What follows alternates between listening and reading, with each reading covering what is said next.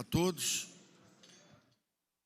Ministério do Trabalho e Previdência, dando continuidade ao programa de renda e oportunidades, vence mais uma etapa no dia de hoje, rememorando que na semana passada foi anunciado a antecipação do pagamento do 13º para os aposentados e pensionistas, mais a liberação do FGTS nas contas que tem até R$1.000.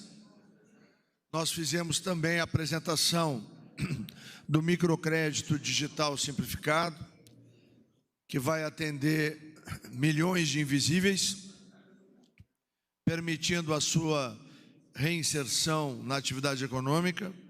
E, por fim, a medida provisória que trata dos consignados, que permite que não apenas os beneficiários de aposentadoria e pensão do INSS, mas também o BPC e ainda todos os 18 milhões de participantes do Auxílio Brasil, o que pela primeira vez acontece na história do nosso país.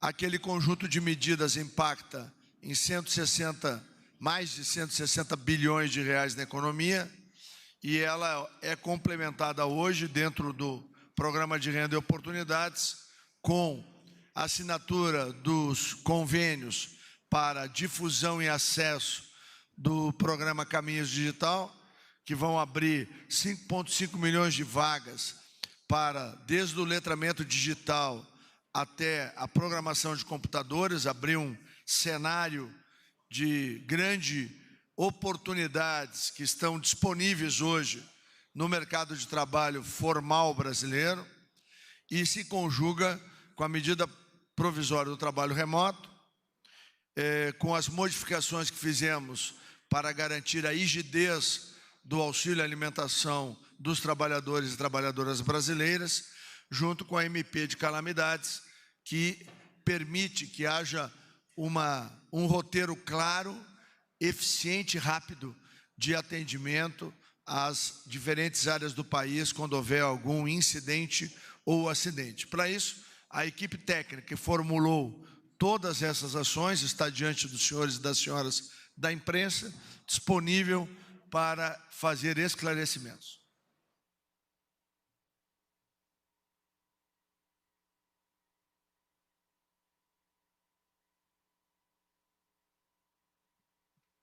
Daremos início às perguntas. Lembrando que será permitida apenas uma pergunta por profissional. Pedimos, por gentileza, que os jornalistas se atenham ao tema. Convidamos, então, o senhor Matheus Chu, do Valor Econômico. Bom dia a todos. Posso fazer uma para cada? Nós precisamos esclarecer vários pontos aqui. Sobre a MP do teletrabalho, eu gostaria de saber de que forma vai haver a proteção previdenciária informada aqui no texto da MP, e como regular o trabalho por produtividade, né, que é uma novidade que vem aí nessa medida.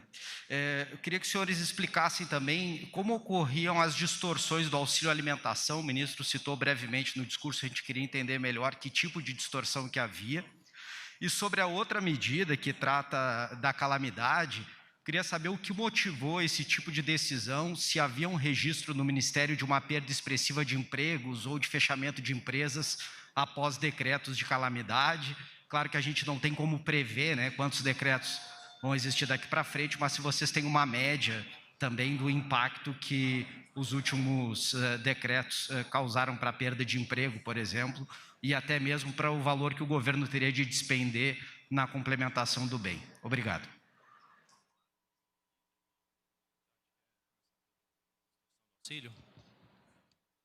Bom dia. Começando pela distorção na execução do Programa de Alimentação do Trabalhador e na execução do Auxílio Alimentação, previsto na CLT. Isso ocorria por meio da cobrança das taxas ou dos deságios, né, ou do recebimento pelos empregadores. Então, na contratação da empresa que concede o documento do auxílio alimentação, era recebida ou cobrada uma taxa ou um desconto, e isso se refletia na cobrança de outras taxas nos estabelecimentos, que, por sua vez, eram repassadas aos trabalhadores. Então, essa era a distorção. Essas empresas que no PAT, por exemplo, já recebem isenção tributária, recebem também desconto das empresas emissoras dos instrumentos de pagamento de auxílio alimentação, e depois essa taxa, de alguma forma, é repassada aos estabelecimentos que cobram dos consumidores. Então, isso, basicamente, era a distorção que acontecia no PAT e que agora a medida provisória está proibindo também para o auxílio alimentação. Isso acaba gerando um desequilíbrio aí no mercado e um desequilíbrio também na execução dos dois programas. Obrigado. Bom, com relação ao teletrabalho, um passo atrás, né, antes da pergunta, a modalidade foi muito utilizada durante a pandemia, né? Então, cerca de 8 milhões de trabalhadores utilizaram durante esse período de 2 anos, né, dados da PNAD-Covid. A gente tem estimativas entre 15% e 20% de ocupações teletrabalháveis no país. Então, era importante trazer segurança jurídica para esse tipo de modalidade. Lembrando que até muito pouco tempo atrás isso não existia, né? Isso é uma alteração que veio na reforma trabalhista em 2017, que entrou em vigor no final de 2017, então é muito recente. E a pandemia mostrou que era necessário fazer mais, né? Ter a previsibilidade de formas híbridas e acionamento mais rápido da modalidade, tá? Então, a gente está prevendo que a atividade de teletrabalho possa ser utilizada, mesmo que preponderantemente fora, mesmo com alguma frequência habitual às dependências da empresa, porque isso é normal, é no dia a dia das relações de trabalho de quem exercita essa modalidade, né? Não necessariamente a pessoa está sempre necessariamente em uma única condição. Vocês estão aqui agora sentados, daqui a pouco vão para casa ou vão para a redação, então isso pode variar bastante, tá? Então, com relação à discussão de inclusão previdenciária, eu acho que tudo se mantém. Tem um recolhimento, acho que não muda, né? E com relação, acho que a produtividade, a gente está permitindo o teletrabalho tanto pelo regime tradicional, com controle de jornada, como por produção, tá? Que é uma atividade também muito comum. Também tá, Bruno? Obrigado, Luiz. Obrigado a todos. Obrigado, Matheus, pelas perguntas. Eu vou tentar fazer uma contribuição geral em todos os casos, tá? Primeiro, um ponto que já foi mencionado pelo Luiz, que eu vou registrar mais uma vez. Nós enfrentamos agora, né, a maior pandemia, uma situação, né, de saúde pública da história do país. Nós tivemos mais de 8 milhões de pessoas que aproveitaram o sistema de teletrabalho. Isso simplesmente não teria sido possível se nós não tivéssemos uma regulamentação dentro da modernização trabalhista de 2017, né? Muitos conhecem como reforma trabalhista, mas já naquele momento nós tratávamos como modernização, que foi exatamente isso, né? Então, foi um instituto muito moderno naquele momento, né? Foi quase que uma revolução naquele momento, mas óbvio, né? A coisa avançou muito agora com a pandemia, o teletrabalho é uma realidade hoje em dia, e é uma realidade que é desejada, quase que exigida hoje em dia pelos trabalhadores, né? Nós sabemos muito bem que agora se tornou um diferencial o teletrabalho na atração e retenção de talentos dentro das empresas. Há algumas categorias, né? Por exemplo, pessoal de TI, que simplesmente não há espaço para você ofertar uma vaga que não seja possível de executar em teletrabalho. Lembrando que o teletrabalho, né, ele pode ser executado na casa da pessoa, mas pode ser no bairro da pessoa ou mesmo em outro país. Então, é um instrumento de gestão muito importante para as empresas. No entanto, é claro que a modernização trabalhista de 2017 precisava ser atualizada para isso. Como é que o teletrabalho era antes? Era uma coisa binária, não é? Então, ou a pessoa estava no teletrabalho ou a pessoa estava no presencial. E as pessoas não querem mais isso, as pessoas querem um sistema flexível, né, adaptado a cada individualidade, a cada família, né? Então, se eu prefiro estar todos os dias em casa, tudo bem, não há problema. Mas a maior parte das pessoas quer estar algum período no presencial, né? E as empresas também entendem que na formação, né, de um espírito de corpo, na formação da ética, de valores das empresas, é importante que as pessoas estejam em algum momento dentro das empresas. Isso pode ser por 2 dias na semana, por 3 dias nas semanas. Então, a nova regulamentação agora, a medida provisória lançada hoje, ela permite esse tipo de flexibilidade como um instrumento de gestão para as empresas e um instrumento de satisfação de anseios profissionais e pessoais por todos os trabalhadores no Brasil. Lembrando, mais uma vez, mais de 8 milhões de pessoas lançaram mão, né, do teletrabalho durante a pandemia. Um ponto super importante, né, na medida provisória, nós estamos deixando claro, né, como é que funciona a questão do pagamento, né, pela internet, os equipamentos, esse tipo de coisa. Então, estamos aí deixando claro o papel do reembolso, né? Então, as empresas ficam autorizadas a pagar, né, eventuais gastos incorridos pelos trabalhadores via reembolso, seja da internet, da luz, dos equipamentos, que podem ser entregues em consignação aos trabalhadores. Claro que isso não pode ser um desvio, não pode se pagar salário via algum tipo de alternativa, por exemplo, como reembolso, né? Mas os gastos diretamente ligados ao teletrabalho podem sim ser utilizados. Há uma discussão mundial, senhoras e senhores, com relação ao teletrabalho, tá? E aí um jargão que foi cunhado nos últimos tempos, que é o famoso direito à desconexão. Então, na medida provisória, nós elencamos claramente os tipos de trabalho remoto, né? Então, o trabalho remoto ele pode ser controlado por jornada, da mesma forma como, né, um trabalhador presencial, ou ele pode ser controlado por produtividade, por produção. São todas as atividades que podem ser por jornada, por produção? Não, por isso que a gente deixa a liberdade para a negociação individual de parte a parte. Se houver o teletrabalho por jornada, né, aí aplica-se os mesmos requisitos, né, de respeito a intervalo intra- e interjornada para a preservação da saúde da pessoa, para o espaço de convívio familiar, né, dentro do ambiente do teletrabalho. E se for por demanda, aí é uma opção do trabalhador e o trabalhador vai trabalhar e fazer a sua entrega no período que ele é mais produtivo, onde melhor interessa. Isso pode ser pela parte da manhã, pela parte da tarde, por algum momento, né? Então, são possibilidades que se abrem para as empresas e para os trabalhadores. Na questão dos decretos das alternativas para calamidade, é impossível se precisar os impactos dos requisitos orçamentários para tanto, né?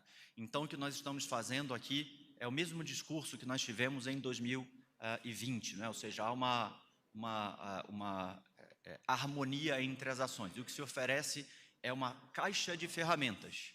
Então, no momento de decretação de uma calamidade, reconhecida pelo Ministério do Desenvolvimento Regional, um pacote de ferramentas já estará disponível. E essas ferramentas, como muito bem indicado pelo ministro Onyx na fala inicial, são antecipação de férias individuais, antecipação de férias coletivas, uma ida para o trabalho remoto muito facilitada, com uma notificação simples de 48 horas, a possibilidade, né, de um banco de horas bastante robusto, digamos assim, né, que permita que o trabalhador possa ficar em casa enquanto a fábrica, a planta, o escritório não está funcionando, e com isso ele preserva o seu emprego, né? Não é demitido, não impacta os fundos públicos e mantém a sua relação de emprego, que é a nossa principal preocupação.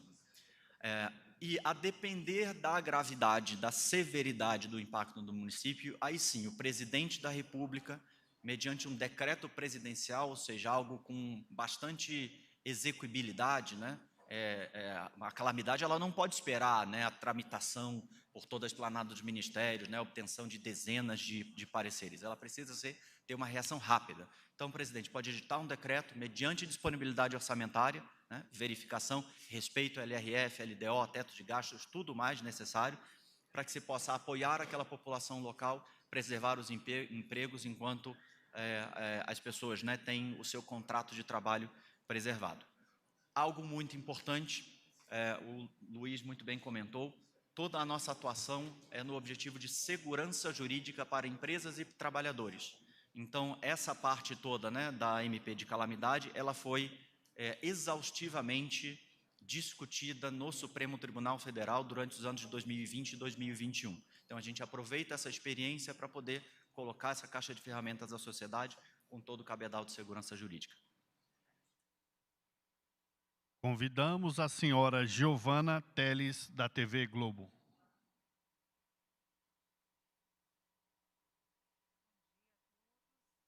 Mais alguns esclarecimentos sobre a MP do teletrabalho, por favor. Qual garantia, se existe uma figura de alguém que migra, por exemplo, do presencial para o teletrabalho, quais são as garantias para esse trabalhador quanto à não redução de salário? Eu gostaria que falassem um pouco mais também da garantia previdenciária. Obrigado, Giovana. Eu vou ser bastante objetivo, tá? Não existe diferença nenhuma em termos de garantia previdenciária, em termos de pagamento, para a pessoa que está presencial e para a pessoa que está remoto. Né? A legislação previdenciária não está sendo alterada de maneira nenhuma por essas medidas e a pessoa permanece, né, filiada ao regime do INSS com todos os pagamentos regulares, como se presencial estivesse. Sem nenhum tipo de fragilização, nenhum tipo de modificação, tá? Essa não é uma medida que contenha qualquer dispositivo do ponto de vista previdenciário. Aplicam-se as mesmas regras previdenciárias para o trabalhador presencial e para o trabalhador remoto. Com relação à questão salarial, é a mesma coisa. Tá? Então, não tem diferença entre o trabalhador no momento que ele sai do remoto e vai para o presencial ou vice-versa. Lembrando, tá, que a legislação brasileira já garante a impossibilidade de redução salarial pela via da negociação individual. Esses são casos extremos apenas, por negociação coletiva junto dos sindicatos, mas aí no momento de falência de uma empresa, é algo muito específico. Tá? Então não há impacto nenhum em termos previdenciários e em termos salariais de um trabalho remoto. Queria só agregar que nessa medida provisória do trabalho remoto, a gente tentou, com a equipe técnica, desenhar um cenário onde as empresas e os trabalhadores possam se movimentar com a maior liberdade possível. Tanto que um dos pontos principais é o acordo individual, ou seja, cada empresa poderá acordar, inclusive de maneira diversa, com os seus colaboradores. E isso dá uma flexibilidade muito grande, porque deve haver, nas milhares de atividades econômicas, situações onde é necessário que o trabalhador venha pelo menos uma ou duas vezes ao mês na empresa. Tem outras que precisam, pelo menos, que ele venha uma ou duas vezes por semana. Né? Então, os acordos, eles serão os mais variados. E essa era a preocupação, da gente não engessar. A gente já tem uma legislação que engessa muito. Então, a medida provisória, ela reconhece e dá liberdade para que haja um entendimento entre a empresa e o colaborador. A outra coisa importante é essa previsão de que as mães que tenham filhos pequenos, elas tenham uma atenção especial dos empregadores, exatamente para dar ainda mais flexibilidade na questão do trabalho remoto. E a inclusão da aprendizagem e a inclusão dos estagiários vai no rumo que a gente vem, inclusive, na revisão das questões que envolvem o menor aprendiz, porque a gente tem no Brasil aí a possibilidade de ter 1 milhão, 1.200.000 pessoas nesta atividade, e hoje a gente tem menos de 500.000. Então, tudo aquilo que a gente pode fazer para facilitar a aprendizagem e os estágios, a gente também incluiu aqui para dar bastante flexibilização para que os acordos e os arranjos possam ser feitos individualmente. Convidamos o senhor Guilherme Mazui, do G1. Bem, ministro, tudo bem, secretários? Uma dúvida sobre a questão do teletrabalho, né, que ele já estava na CLT por meio da reforma trabalhista.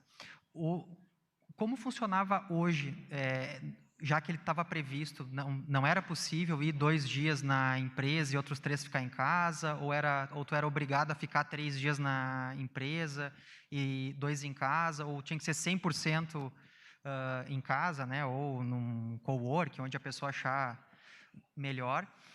Tem alguma mudança de regra sobre o local, assim, a cidade que a pessoa é contratada, ela pode prestar o serviço estando em outro país, né? A gente contrata um brasileiro que está morando nos Estados Unidos, por exemplo.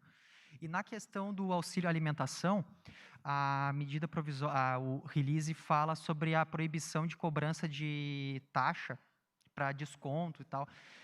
Isso vai impactar em algum ganho direto para o trabalhador que recebe o auxílio alimentação e segue o desconto, né, que o trabalhador paga? Obrigado.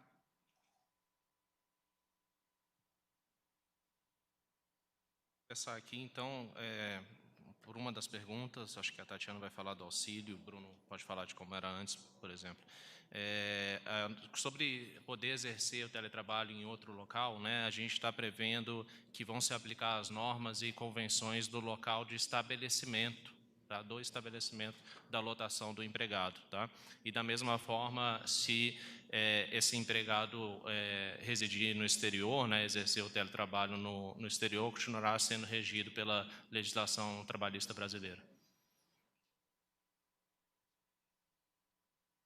Bom, em relação ao auxílio alimentação e ao programa de alimentação do trabalhador, a expectativa é que isso impacte, sim, para os trabalhadores e que isso tenha um impacto, né, no valor da refeição, no valor dos gêneros alimentícios, porque no modelo atual, as empresas podem cobrar o deságio, receber desconto pelo valor contratado no instrumento de pagamento do auxílio alimentação, e obviamente, isso é repassado na ponta para os restaurantes, para os supermercados, para os estabelecimentos. E, por sua vez, eles repassam para o trabalhador. Então, a medida é nesse sentido, é que o trabalhador volte a ser o centro da atenção da política. Isso foi desvirtuado ao longo dos anos. E aí, com a proibição do deságio do rebate, como ele é popularmente nomeado, isso se reflita, né, em toda essa cadeia. Então, que isso tenha um custo menor lá na ponta para o trabalhador. Essa é a intenção da medida. Vamos lá, Guilherme, só para contribuir um pouco e fazer um fechamento, né? Então, primeiro, né, a legislação do ponto de vista do trabalho remoto, né, vale a legislação da onde ele celebrou o contrato, né? Agora, dito isto, ele pode morar em outro estado, ele pode morar em outro país, não há problema nenhum. Agora, a beleza disto, tá, é que fica permitido que esses detalhes constem do acordo individual entre a empresa e o trabalhador. Vou dar um exemplo, né? A empresa pode chamar o trabalhador de um dia para o outro. Puxa vida, se ele está morando em outro estado, está morando em outro país, isso é um pouco complexo, né? Então, esses dispositivos podem constar dentro do acordo individual. E talvez a empresa queira dar mais facilidade para um conjunto de trabalhadores que realmente trabalham 100% remoto, por processo, por entrega, seja de web design, seja de TI, ou algo do tipo. Talvez o pessoal mais de gestão precise estar mais próximo, né, dos estabelecimentos, da sede, para poder atender a emergências, por exemplo. Então, a regra ela é flexível o suficiente para poder incorporar essas realidades locais, né? Grupamentos diferentes. A pior coisa que existe é a gente aqui em Brasília, atrás de uma cadeira, tentar encontrar uma fórmula para o resto do país inteiro.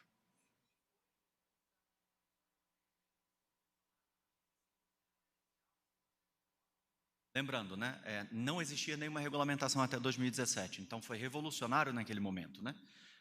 Mas, é claro, naquele momento, é o que eu estava comentando, o trabalho remoto era uma coisa binária, né? Você está lá ou você está aqui. Não tinha essa coisa de flexibilidade. Então, o texto gerava, né, esse tipo de interpretação, ele gerava insegurança jurídica, ele amarrava muito as empresas e os trabalhadores que tinham limitações do ponto de vista desse acordo individual. E também havia uma burocracia em termos, por exemplo, de prazo para ir, para voltar do teletrabalho, né? Nós fomos instados, né, a melhorar o teletrabalho durante a pandemia. Afinal de contas, a legislação, né, na CLT dizia que tinha que ter 15 dias de antecedência para você ir para o teletrabalho. Puxa vida, na pandemia, né, os governadores fecharam a economia inteira de uma semana para outra. Então, isso foi preciso ser revisto, né, para diminuir esse prazo ali para 48 horas, numa notificação simples, baseada num acordo individual. Isso foi algo revolucionário, né, e que foi chancelada a questão do acordo individual, tanto no bem quanto no teletrabalho, pelo Supremo Tribunal Federal, isso é super importante. Pequena fala sobre o PAT, tá? Sobre o auxílio alimentação, desculpa. Nós, no ano passado, coordenado aqui pelo ministro Onix, nós viemos aqui ao Palácio do Planalto entregar 100% da consolidação da legislação infralegal trabalhista. Tá? Então, nós pegamos mais de literalmente 1.000 documentos, né? decreto, portaria, instrução normativa. Se a gente contasse nota técnica, manual, eram mais de 2.000 documentos. Todos eles foram analisados, consolidados, simplificados, desburocratizados e harmonizados com o que há de mais moderno na legislação internacional. E havia uma coisa ali, né, que é a revisão do Programa de Alimentação do Trabalhador. Programa super importante, concebido ali, né, no momento em que o Brasil crescia demais, entre os anos, nos anos 70, e que os trabalhadores começaram a se acidentar, não se alimentavam direito, etc. Então, uma questão de saúde super importante.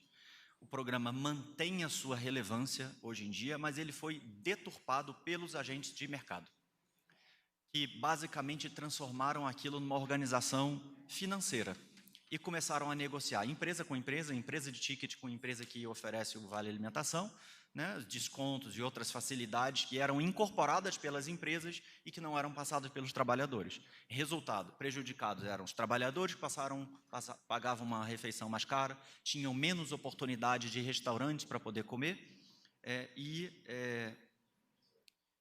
a preços mais caros, né? Então, menor oferta e pior qualidade de serviço. Nós passamos 6 meses, né? Primeiro, fizemos 2 consultas públicas, passamos 6 meses com todos os agentes de mercado, representantes de trabalhadores e empregadores, para chegar a uma nova regulamentação, né, que moderniza, permite, né, que que cada trabalhador possa usar o seu ticket em qualquer restaurante que aceite tickets, por exemplo, né, permite a entrada também das maquininhas, já prevê a questão da portabilidade, então moderniza realmente bastante. E aí o que as empresas fizeram? Começaram a sair do PAT e ir para o auxílio alimentação. A diferença do PAT e do auxílio alimentação é que um tem uma compensação tributária e a outra não. E começaram a ir para o auxílio alimentação e fazer a mesma coisa. Ou seja, praticar os descontos, os rebates, né? Mais uma vez, prejudicar os trabalhadores.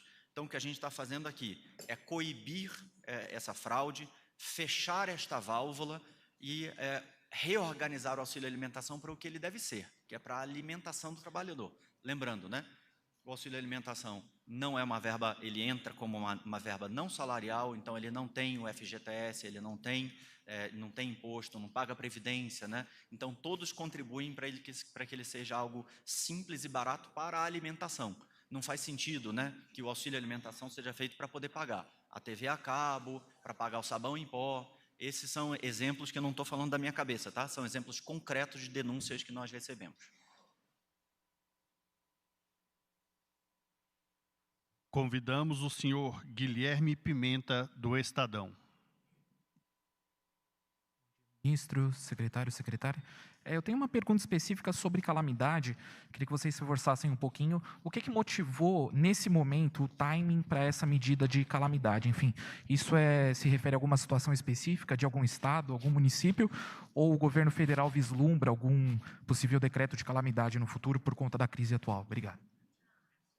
Não, a ideia de se ter isto é porque sempre que, lamentavelmente, se tem algum incidente, né, há um conjunto de órgãos que tem que ser acionado, conjunto de medidas que precisam ser tomadas, que vem desde o município, passa pelos governos estaduais, chega no governo federal. E sempre houve, né, um conjunto de ações que levavam muito tempo para chegar nas pessoas. Então, o que presidiu a decisão dessa medida provisória no âmbito do Ministério do Trabalho é tudo aquilo que a gente podia fazer de maneira rápida e eficaz, né? E nós já temos lá uma portaria do passo a passo, né, que a gente emitiu algum tempo atrás, mas nós achamos que era ainda mais relevante ter uma medida provisória que se transforma numa lei que serve como um manual, né? Aconteceu alguma coisa, seja o que for, do ponto de vista de fenômeno climático, né, ou não, o governo tem um roteiro completo daquilo que tem que fazer. E no nosso caso específico, né, na área do trabalho, nós passamos a ter, então, a partir de hoje, né, porque está valendo já, assim que publicar, nós temos o nosso roteiro de rapidez e eficiência. Acho que o Bruno Dalcon pode complementar aí, tecnicamente. Esse último ponto, ministro, acho que é super importante, Guilherme. Então, vamos lá, né? Existem medidas de apoio a trabalhadores e empresas e medidas de apoio aos cidadãos. As medidas de apoio aos cidadãos, né, elas já existem e estavam super dispersas. Por solicitação do ministro, nós já publicamos uma portaria, criamos um comitê de crise dentro do Ministério do Trabalho, e esse comitê ele vai empreender algumas ações sempre que houver a decretação de uma calamidade. E essas ações são a antecipação do abono, para quem tiver o direito, né? A autorização, né, do saque calamidade via Caixa Econômica Federal, que sempre faz isso de uma maneira com muita qualidade no serviço, porque ela vai rua a rua, casa a casa, para saber se aquela pessoa tem direito ou não tem direito.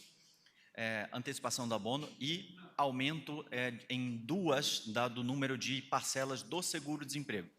Então, essas são ações de apoio imediato aos cidadãos. E agora a gente vem com apoio à preservação, vamos lá, né? O nome da medida provisória é preservação do emprego em situações de calamidade. Então, é apoio às empresas e apoio aos empregados, né? Para que possam, em conjunto, atravessar esse momento de crise e aí, né, uma vez, né, superada a crise, a calamidade, que possam retomar os negócios, a fabricação de produtos, né, retomar a atividade econômica. O motivo disso é tão simples quanto isso. O Brasil, reiteradamente, todos os anos tem problemas que, na maior parte das vezes, são chuvas, mas pode ter seca, pode ter, né, alguns outros. Por exemplo, Brumadinho, né, barragens, esse tipo de coisa, como já aconteceram. Agora, essa caixa de ferramenta, né, tanto da portaria publicada anteriormente, agora com a medida provisória, isso zera o ônus burocrático, né? Então, fica tudo pronto para entrar em vigor e ser utilizado no momento que acontecer uma calamidade. Um pequeno complemento, Bruno, acho que você passou por todos os pontos, mas para trazer um exemplo concreto, né? Quando a gente fez o benefício emergencial de manutenção do emprego e da renda, ele preservou 10 milhões e meio de empregos, né? E as atividades de 1,5 milhão de empregadores ao longo de 2 anos. Só que na transição entre 2020 e 2021, não havia votação do orçamento, não havia uma discussão sobre sucessão nas casas no Congresso, né? Então, se a gente já tivesse esse tipo de coisa à mão, provavelmente isso seria mais fácil. Mas não é só por causa dessa experiência anterior, é por causa das futuras. Ter um evento de calamidade em algum dos 5.570 municípios é uma probabilidade de 100% ao longo do ano, né? Então, isso vai acabar acontecendo em algum momento, por mais que seja um infortúnio. Pequena complementação, então, tudo isso que a gente está falando, né, na questão da calamidade, são medidas que foram bem desenhadas, que foram bem aceitas pela sociedade e produziram esses efeitos mencionados pelo Luiz. 10 milhões de empregos preservados por meio de mais de 20 milhões de acordos, beneficiando, né, também 1,5 milhão de empresas a sobreviver durante a pandemia. Agora, essas medidas passam a ser medidas de Estado e incorporadas, né, ao dia a dia das políticas públicas no Brasil. Só para a gente também não perder o escopo, né, o tamanho, a importância dessas medidas. Se a gente comparar com medidas que foram implementadas durante as crises, né, que foram domésticas ali no segundo governo Dilma, né, nos anos 14, 15 e 16, onde foram perdidos 3 milhões de empregos, o programa de proteção ao emprego naquele momento beneficiou uma centena de empresas e aplicou, né, um pouco mais de 300 milhões de reais. Nós estamos falando de um programa que, a depender como a gente observar, né, número de empresas atendidas, pessoas, etc., é até 1000 vezes maior do que o que foi implementado pelo Partido dos Trabalhadores. Essa é a disposição e a entrega do governo Bolsonaro. Por fim, convidamos o senhor Anelli, do SBT.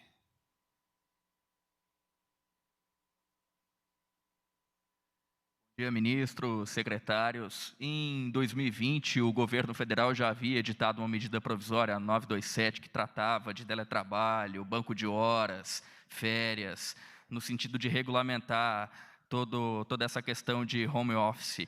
Eu gostaria de saber qual que é a diferença dessa medida editada hoje para aquela de 2020 e se vai haver também uma mobilização por parte do Ministério do Trabalho no sentido de fazer com que o Congresso acabe apreciando esse tipo de medida para torná-la permanente, para que o governo também não tenha que recorrer a medidas provisórias sucessivas para esse tipo de regulamentação. E também uma questão, eu gostaria que explicasse melhor a questão do auxílio alimentação, como é que o governo federal vai fazer para que ele não seja utilizado para outras finalidades? Obrigado. Começo aqui. Bom, foram 4 MPs, né, em 2 anos diferentes com relação a esse assunto. Então, 927 e 1046 é a respeito de medidas trabalhistas e a 1045 e a 936 antes é a respeito do bem. A gente junta isso porque a gente entende que a gente precisa transformar esse tipo de coisa em uma política de Estado na mão também dos estados e municípios e dessas empresas atingidas pelo completo cancelamento das atividades no momento de calamidade. Então, isso foi feito, isso já estava em parte contemplado no relatório da MP 1045, estava se prevendo ali no PLV do deputado Cristino Áureo algo nessa linha também, só que agora a gente ampliou para o conjunto de medidas. Obviamente agora o debate com o Congresso se inicia, a gente sabe que sempre cabem aperfeiçoamentos, mas isso faz parte de outra arena, né, de discussão. De maneira muito objetiva, né? O teletrabalho foi importante durante a pandemia e o teletrabalho é importante dentro de qualquer calamidade. Agora é óbvio, né? A regulamentação do teletrabalho, né, sendo modificado dentro da CLT, é algo que se aplica, né, a qualquer momento, não apenas momentos, né, de estresse, digamos assim. E é claro, é mais ampla, é mais detalhada sobre como é que funciona, né? Então, o trabalho por jornada, o trabalho por demanda, o reembolso, né, são coisas que realmente não existiam antes, então é uma medida bastante mais ampla. E aí, obviamente, o nosso objetivo, né, eu tenho certeza que o Congresso Nacional reagirá dessa maneira, dada a importância desses temas para o dia a dia das pessoas, aprovar rapidamente as medidas provisórias. Acho que o importante da gente lembrar é que tem uma evolução, não apenas nossa, de poder compreender os fenômenos, os acordos feitos no mundo do trabalho, mas também da própria sociedade, né, que vai ajustando e aperfeiçoando as suas relações. Então, o que a gente busca com essa medida provisória é consolidar, lembrar que também as medidas aqui citadas, uma foi aprovada na Câmara e o Senado não aprovou. Então, elas existiram, é verdade, mas elas não chegaram a se transformar em lei.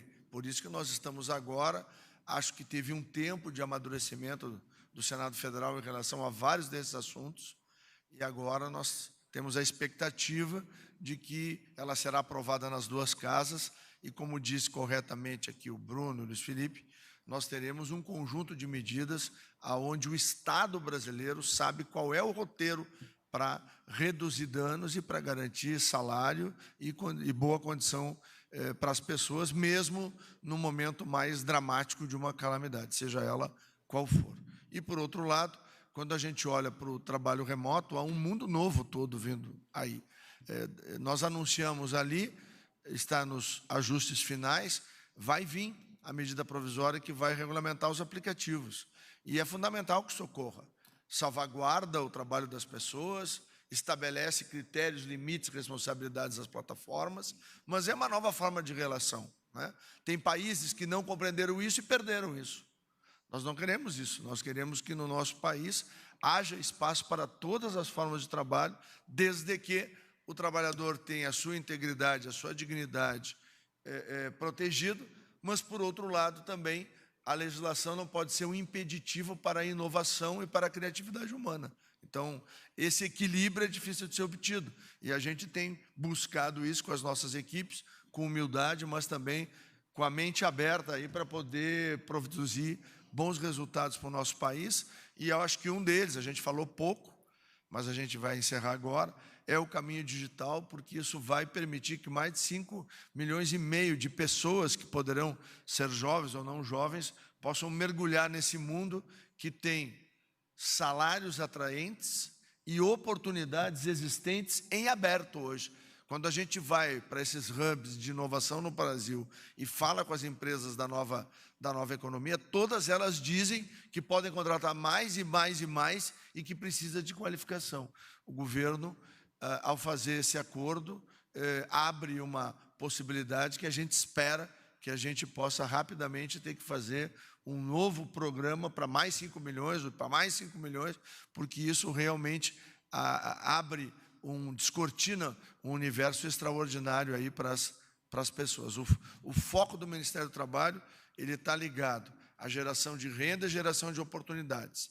Às vezes, esta renda e essa oportunidade ela é formalizada, como todos nós imaginamos, mas em outros momentos ela tem que ter flexibilidade, que é para as pessoas poderem, como nós fizemos no Serviço Civil Voluntário, ter um período onde ela voluntariamente ela se oferece para cumprir um período de trabalho, onde ela prova a sua condição de ser um bom trabalhador e passa a ter um testemunho disso, e, por outro lado, ela trabalha com a qualificação dela através do Sistema S, ou seja, nós estamos permanentemente buscando novos caminhos para que a rampa de ascensão social da informalidade para a formalidade, ela possa ser escalada cada vez mais por milhares e milhares de brasileiros e brasileiras. Muito obrigado a todos. Agradecemos a todos pela participação. Está encerrada esta coletiva de imprensa. Acompanhamos ao vivo a coletiva de imprensa sobre o lançamento de novas medidas para incentivar a criação de empregos no país dentro do programa Renda e Oportunidade. Essas e outras informações você acompanha ao longo da nossa programação e também nas nossas redes sociais. Para você, um ótimo dia e um ótimo fim de semana.